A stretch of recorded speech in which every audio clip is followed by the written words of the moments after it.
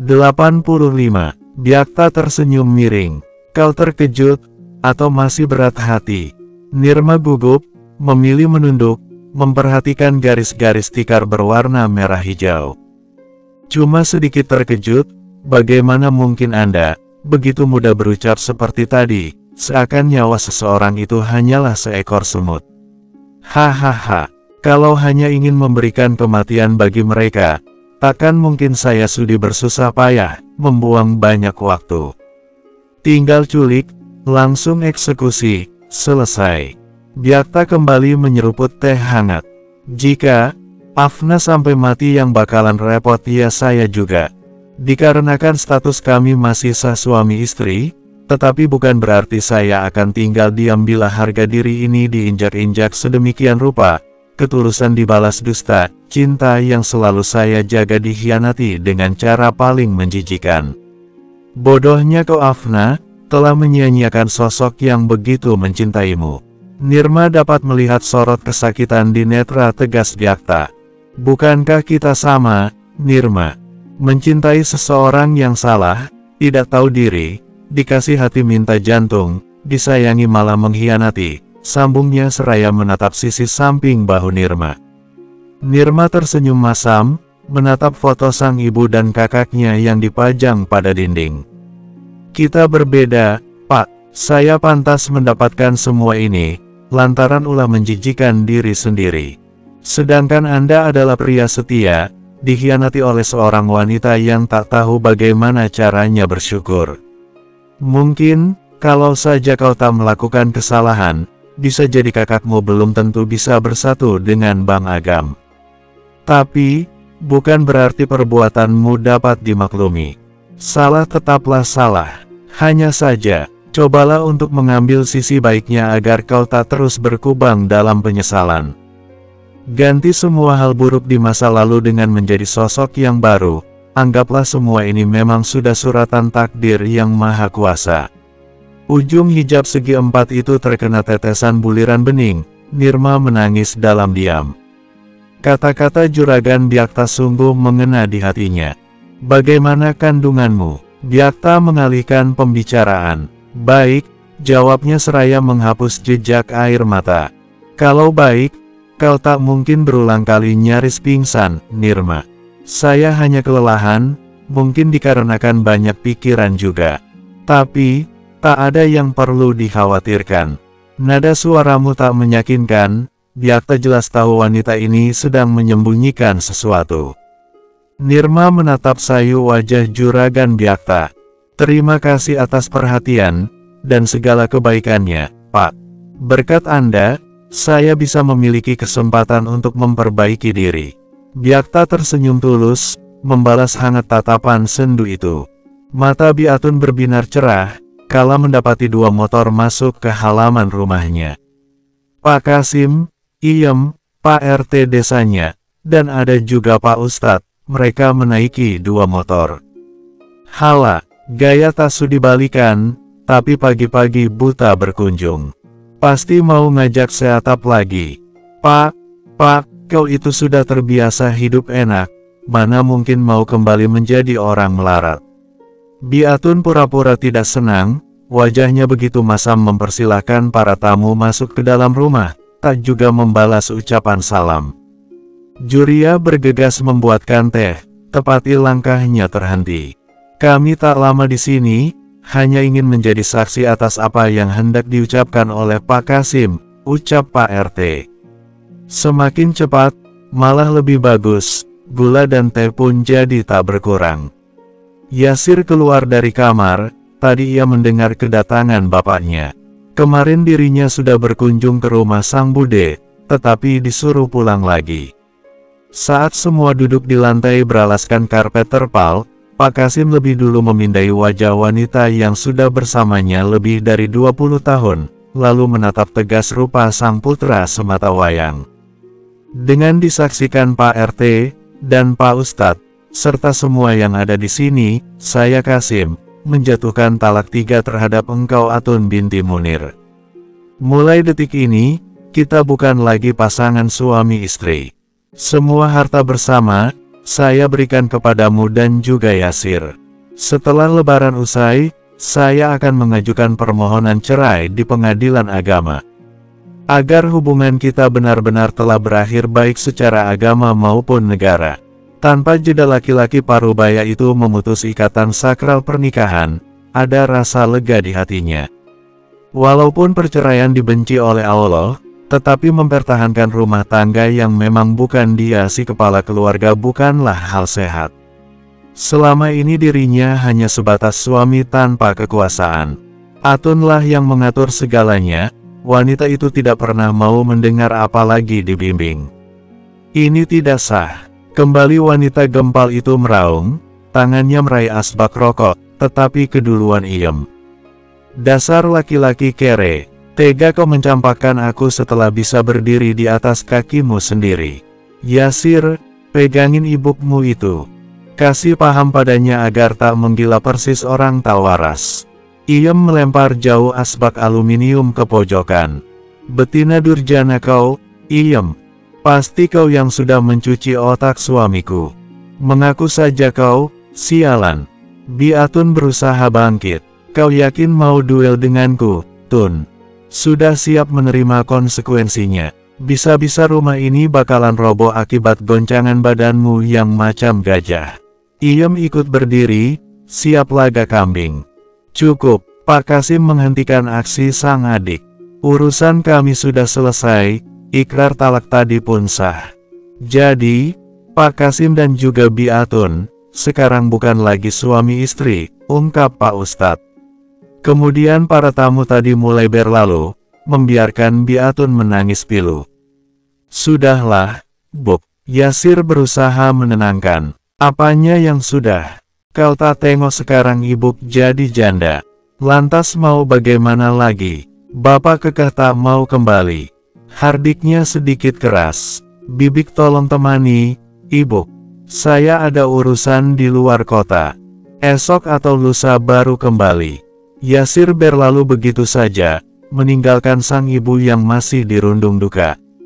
Sedikit pun tidak ada rasa empatinya, dia lebih mementingkan janji menginap bersama sang selingkuhan. Sial, kenapa tiba-tiba kedua bannya kempes? Menyusahkan saja, laki-laki yang berniat membawa mobil itu, begitu kesal lantaran kedua roda ban tidak berangin. Alhasil dia harus mengendarai sepeda motornya.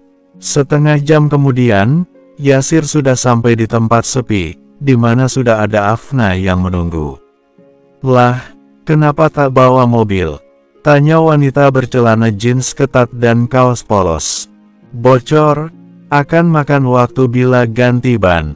Aku lagi malas mengeluarkan keringat, lebih baik mandi keringat di atas tubuhmu saja, godanya seraya meremas bokong sintal Afna. Tapi, aku tak ada bawa helm. Kita lewat jalan pintas saja, di mana tak ada lampu merah dan tentunya aman dari para anak buah Byakta. Kau memang paling bisa diandalkan. Tolong ngebut ya, aku sudah kebelet dari semalam. Afna menjilat daun telinga Yasir. 30 menit kemudian, setelah melewati persawahan, motor Yasir yang memang melaju kencang mulai memasuki jalanan rata tak beraspal perkebunan pohon kelapa sawit. Tangan Afna begitu nakal meremas benda di bungkus celan. Buka saja resletingnya, sayang. Buat dia mandi basah. Yasir menambah kecepatan motornya, tidak lagi memperhatikan jalannya. Tiba-tiba suara klakson dua motor, begitu mengejutkan pasangan mesum itu. Sontak Yasir dan Afna menoleh ke arah. Berhenti kalian, Yasir, tambah kecepatan. Jangan sampai kita tertangkap anak buahnya Byakta. Afna begitu sok, tidak jauh berbeda dengan Yasir. Target sudah dalam pengejaran. Ron berseru menggunakan handi talki, HT. Suara klakson saling bersahutan. Mereka sengaja memecah konsentrasi Yasir yang sudah terlihat sangat ketakutan. Gas tangan diputar habis, jarum speedometer langsung menukik tajam ke kanan. Yasir lebih cepat lagi. Mereka bertambah banyak. Afna begitu histeris, di belakangnya kini ada 4 motor yang mengejar. Yasir sudah kehilangan konsentrasi, yang ada di pikirannya harus bisa lolos demi menyelamatkan reputasi serta pekerjaannya. Laki-laki itu tidak menyadari kalau ada balok kayu di timbun tanah. Tak jauh dari situ juga terdapat barisan bertumpuk buah merah kehitaman yang tertutup pelepah berwarna hijau. Brak, tubuh seseorang menancap di tumpukan tandan sawit berduri tajam. Seketika darah keluar dari lubang tusukan yang mengoyak daging segar. Tolong, tolong, bersambung. 86. Sebelumnya, setelah mendapatkan kabar kalau Yasir dan juga Afna sudah dalam perjalanan menjemput sengsaranya, Byakta mendatangi kantor kecamatan yang jaraknya tidak jauh dari rumahnya. Pria matang itu mengenakan pakaian santai, celana selutut, kaos polos berkerah dan sandal jepit carvil. Di sampingnya ada Aji sang pengacara yang direkomendasikan oleh Agam Sidik. Mereka langsung disambut oleh Pak Camat yang kebetulan sedang bercengkrama bersama sang cucu, Siron, dan juga kedua orang tuanya sedang ada perlu di kantor kecamatan kota kecil. Wahyuni membawa anaknya agar tidak mengganggu pertemuan penting itu, begitupun Hasan langsung keluar dari ruangan sang ayah. Banyak pasang mata yang ikut penasaran. Hatinya mereka dipenuhi oleh praduga. Apa sebab sampai Bang Byakta berkenan berkunjung kemari? Hanya ingin bersapa dengan teman lama, selebihnya melaporkan dua anggota bawahan bapak yang sudah melakukan zina. Byakta langsung berbicara pada intinya. Sontak punggung yang semula bersandar pada sofa, kini tegap dengan kening mengernyit. Aji membuka tas, mengambil amplop coklat bersimpul tali. Silahkan dicermati, Pak, ini hanya sebagian saja, kami masih banyak mengantongi baik foto maupun video dua orang staf kantor kecamatan. Yasir, ini Afna istri abang, kan? Pak Camat menatap lekat lembar demi lembar potret dua insan yang kedapatan keluar masuk motel.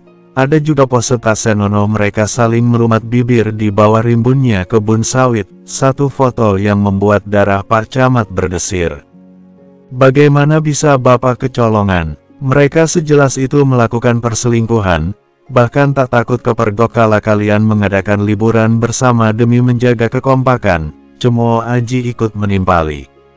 Pak Camat sampai tidak bisa menjawab apalagi menyanggah, ini jelas kecerobohan yang sangat memalukan, bagaimana bisa sebagai pemimpin dia tidak dapat mengendus adanya perzinahan di lingkungan kantornya sendiri. Baik.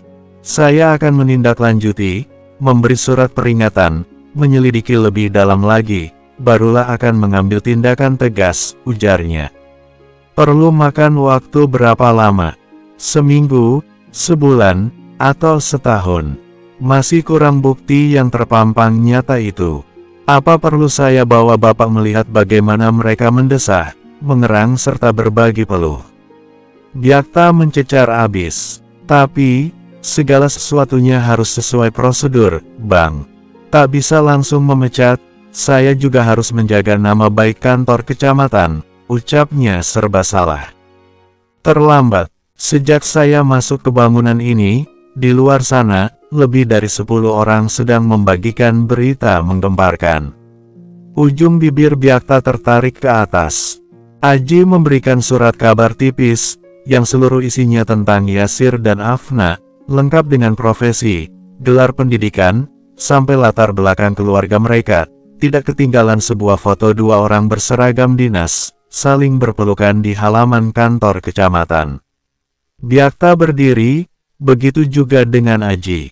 Saya tunggu kabar baiknya, Pak Camat yang terhormat. Lemas sudah badan pria berumur 50 tahun itu, apalagi yang bisa diselamatkan demi menjaga citra nama baik instansi pemerintahan.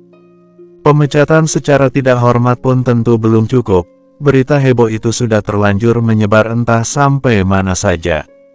Koran gratis, berita panas, dua anggota PNS kantor kecamatan kedapatan berselingkuh.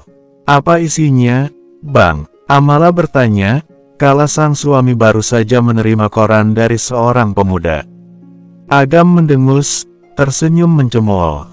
Bodohnya kalian. Amala yang duduk di samping jok kemudi, ikut memajukan badan guna dapat membaca isi koran. Astagfirullah, ini betulan, Bang. Amala sampai membekap mulutnya. Ya, mereka sudah gelap mata, kehilangan akal pikiran sehat, sehingga tak dapat membedakan mana lawan setara preman pasar dan kelas kakap. Lalu, Nirma bagaimana, Bang? Tanyanya cemas setelah bisa mengatasi rasa terkejutnya. Agam menggenggam erat tangan istrinya, berusaha menyalurkan energi positif.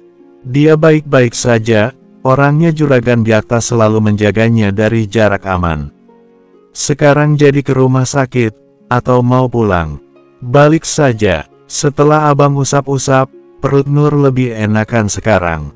Amala kembali membawa telapak tangan besar itu ke perut datarnya.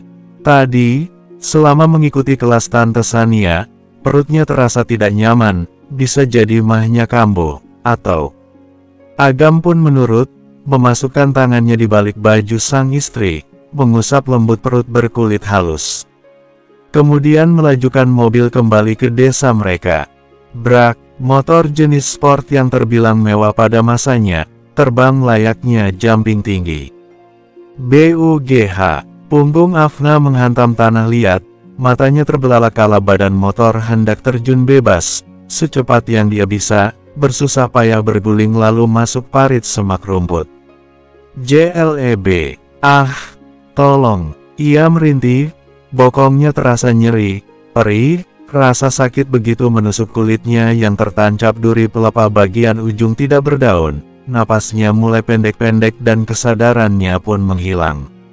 Bersamaan dengan itu badan motor terbanting pada tanah kecoklatan. Brak, BUGH, JLEB, ARGH. Punggung kokoh itu mendarat sempurna pada tandan sawit tertutup pelepah berdaun yang berguna untuk meminimalisir luka dalam, sebab Juragan Byakta sudah mewanti-wanti, tidak boleh sampai mati. Tolong, Yasir berusaha menggerakkan badannya yang kaku, sudut matanya basah akibat tidak bisa menahan sakit yang luar biasa. Hidungnya seketika mencium bau asam besi berkarat, telapak tangan itu berusaha menekan agar ia dapat bangun. Namun, bukannya membantu malah penuh duri. Yasir mengangkat tangannya, matanya terbelalak kala mendapati ujung lancip duri sawit banyak tertinggal dalam daging. ARGH, menggunakan sisa-sisa, dia berhasil bergerak lalu jatuh terguling ke tanah. Tangkapan kita kali ini begitu lemah. Tak seperti babi hutan dalam mempertahankan diri. Ujung sepatu boots Ron menendang sisi samping badan Yasir agar laki-laki itu menyamping. Tolong, beri saya kesempatan hidup, mohonnya lirih, penuh nada putus asa. Cih, seperti jiwa yang dipaksa meninggalkan raga, Yasir menjerit sekuat tenaga. Tanpa rasa kasihan, Ron memijat punggung bersimbah darah itu. Membuat puluhan bahkan ratusan duri semakin menusuk dalam kulit pria yang kini sudah pingsan. Angkut mereka, titah Ron. Anak buah Juragan Byakta begitu cekatan, menggotong badan Yasir dan juga Afna masuk ke dalam mobil box pengangkut barang yang memang sudah disediakan. Selebihnya membereskan segala hal agar terlihat seperti semula, palang jalan yang sengaja ditutup telah dibuka kembali. Perkebunan sawit luas itu milik Juragan Byakta dan ketiga temannya, yang salah satunya juga pemilik rumah sakit kecil di mana Nirma bekerja. Tentu hal mudah bagi Byakta membuat skenario berdarah itu. Jauh-jauh hari para anak buahnya sudah merencanakan matang-matang, bahkan memperagakan langsung bagaimana nantinya Yasir dan Afna tersungkur. 15 menit kemudian, Yasir dan Afna dibawa ke rumah sakit di mana Nirma bekerja. Mobil box itu memasuki area bangunan belakang yang sudah diamankan. Dua ranjang pasien berikut dokter beserta suster langsung sigap dalam memberikan pertolongan. Dasar pembohong, jangan mengaku-ngaku ya kalian. Mobil ini milik anakku. Tak mungkin dia membelinya dari seorang penadah. Biatun tidak terima kala didatangi sepasang suami istri beserta dua orang pria bertubuh tegap. Wanita yang pelipis dan lehernya ditempeli koyo itu lagi-lagi berusaha mempertahankan barang mewah yang sebelumnya dipuji-puji para tetangga. Kalau benar itu mobil anak, ibu, tolong tunjukkan BPKB-nya. UWUEG. Kakak kenapa? Hamilkah? Bersambung. 87. Sumpah sampai mati takkan ingkar janji, begitu mesranya gelombang. Rizal, kau memang setia bila hanya di depanku saja. Gelombang. Ayek, kau pikir diriku tak tahu tingkahmu? Di belakangku, engkau gandeng si Nindi, engkau si Rayuveni. Gelombang. Danang, ah, dasar lelaki. Gelombang. Ayek, pelak, apa-apaan kau Danang? Ayek mengusap bibirnya yang kena tabok. Kau merusak liriknya, Yek. Dengus Danang, apa pula kau? Udah benar itu, salah. Mana adaannya panjang betul. Kenapa malah jadi berantem kalian? Sini aku saja yang betulkan, usul Rizal menengahi. Macam ini, kan? Betulnya. Baru ku ingat nada tuh sama persis seperti cakap Pakcik waktu penggerebekan Bang Hendi, sambung Rizal. Ini lebih parah lagi. Sudahlah, tak mau lagi aku bernyanyi dengan kalian. Danang merajuk, dia hendak berdiri. Sinilah dulu, macam adikku saja kau ini. Bentar-bentar merajuk, coba kau kasih tahu kami, macam mana, yang betul. Ayek menahan tangan Danang. Danang pun duduk kembali di semen samping kandang ternak Bang Agam. Tak perlu double apalagi panjang.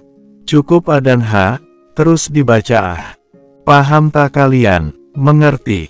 Begini, kan? UWUEG. Kakak kenapa? Hamilkah? Ayek menirukan suara wanita. Plak, bau kali abab mulah. Yek. Danang menamparkan pipi sahabatnya. Ayek mencoba mencium bau mulutnya sendiri. Iya, baru kusadari napasku wangi jengkol. Harap maklumlah, kemarin Empu Tong Bajil kesayanganku tuh masak rendang jengkol. Tak, kau ini mulai berani denganku ya, Nang. Tadi bibirku ditabok, pipiku pun kena kep jari, sekarang kepala ini kau jitak. Rasakan ini. Ayek menjambak rambut pendek Danang. Berakhir mereka bergelut. Mengapa tak berani? Kita sebaya, punya burung pun. Masih sama-sama bantat. Jadi, apa yang perlu ditakutkan? Sudahlah Webar, taknya kalian takut ketahuan Kak Din. Kita ini sedang bersembunyi dari mata bak burung hantu itu. Perkataan Rizal sukses menghentikan aksi tindih menindih Ayek dan Rizal. Kembali lagi mereka duduk bersandar pada papan. Mulai lagi Yok, sakit hati ini, kau samakan aku bola pimpong gelombang yang dapat kau permainkan, semaumu. Aduh terlalu. Aduh sakit hatiku. Tak, aduh. Kepala Danang kena jitak. Aduh. Sakit Kak, ampun. Ayek dan Rizal meringis merasakan jeweran pedas dari Din yang berdiri menjulang di belakang mereka. Di sini rupanya, dari semalam tak tampak batang hidungnya, ternyata bersembunyi. Cepat katakan, kemana uang beli sumbu kompor? Berbohonglah lagi, bakalan ditusuk besi panas mulut kalian nanti oleh setan neraka. Din melepaskan pelintirannya, pedasnya. Ayek mengusap daun telinganya yang terasa panas. Melihat Kak Din yang berkacak pinggang berdiri di bilik kosong kandang lembu, nyalinya sedikit menciut. Kami taklah berbohong, hanya menunda kejujuran. Sekarang, kan telah mengatakan yang sebenarnya. Uang tak seberapa tuh, habis buat beli kelereng dan ular tangga. Tetap saja berbohong tuh namanya.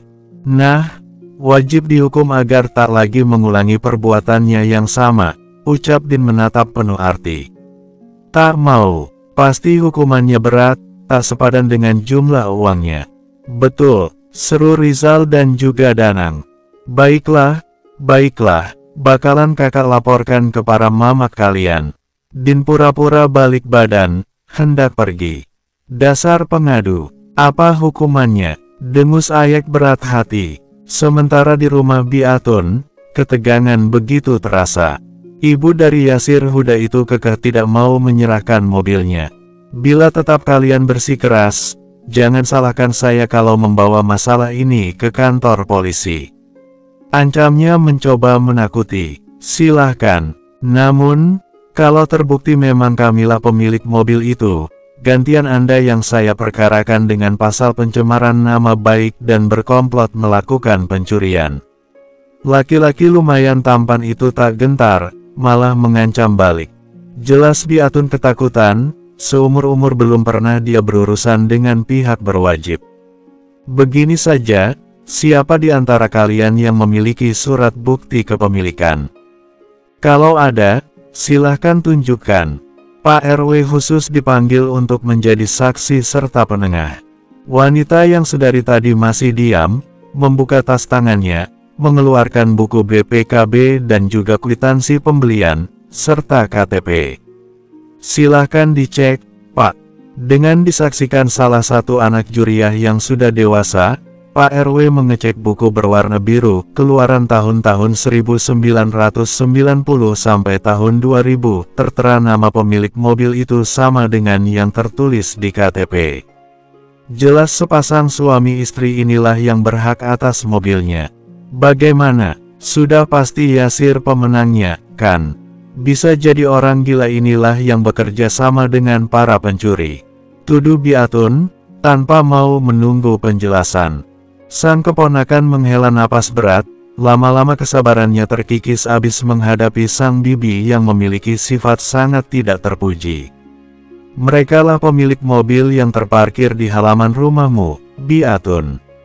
Saya tak tahu bagaimana ceritanya tentang pembelian yang dilakukan oleh Yasir. Sekarang terserah kalian, mau bagaimana caranya menyelesaikan urusan ini. Kata Pak RW, dada Biatun kembang kempis. Rasa pusing yang sedari tadi pagi menderanya semakin menjadi. Aku percaya putraku, tak mungkin dia melakukan hal serendah ini demi memiliki kendaraan mewah. Mungkin ada seseorang yang ingin menjebaknya, iya, pasti salah satu yang iri atas karirnya. Pasangan suami istri itu hanya menggeleng, wanita subur di hadapannya ini sangatlah naif. Asalkan bisa membawa pulang mobilnya, kami tak akan memperpanjang masalah. Bagaimana, Biatun? Mumpung mereka berbaik hati, tak ada gunanya kau bersikeras mempertahankan apa yang bukan milikmu, daripada nanti berakibat fatal, lebih baik menurut saja. Biatun masih sempat-sempatnya menatap nyalang pemilik asli mobil, tidak menggubris perkataan Pak RW. Terserah, wajah yang kemarin berbinar, kepala mendongak sombong, kala mendapatkan banyak pujian karena memiliki mobil mewah, kini tertunduk lesu dengan hati tak ikhlas. Tak berselang lama, setelah roda ban diganti baru, mobil itu pun melaju meninggalkan halaman rumah Biatun. Lagaknya kemarin layaknya Nyonya Gedongan, lihatlah sekarang macam orang nahan berak. Makanya jadi orang jangan gila pujian, pengakuan, ujung-ujungnya malah jadi bahan tertawaan. Cibir tetangga Biatun yang sedari tadi menguping bersama temannya. Biatun dan Juriah duduk di batas pintu rumah dengan undakan tangga, tidak ada yang bersuara, tetapi batin mereka sama berisiknya. Bibik, mamak, Bang Yasir masuk berita, di kota kecamatan banyak sekali yang membicarakan tentangnya. Anak kedua Juriah yang baru pulang sekolah berseru heboh. Biatun langsung duduk tegak. Berita apa? Yasir naik jabatan, atau meraih prestasi? Bang Yasir kepergok selingkuh dengan teman sekantornya. Bukan cuma itu saja, dia BUGH, BIBIK. Sekuat apapun seseorang berusaha untuk tegar, keras kepala, mencoba mensugesti semuanya akan baik-baik saja, tetapi bila masalah yang datang bak hujan badai disertai gemuruh halilintar, masih bisakah bertahan? Webar, kumpul sini. Sebelum memasuki bulan suci Ramadan, gibah dulu kita. Ada berita menggemparkan, lebih panas dari pantat periuk di atas tungku. Cepat kumpul, atau, apa perlu kubunyikan kentongan? Titik. Efek obat bius yang mulai habis, mata yang terpejam itu mulai terbuka. Netranya langsung bertemu pandang dengan sorot setajam burung elang mengintai mangsa.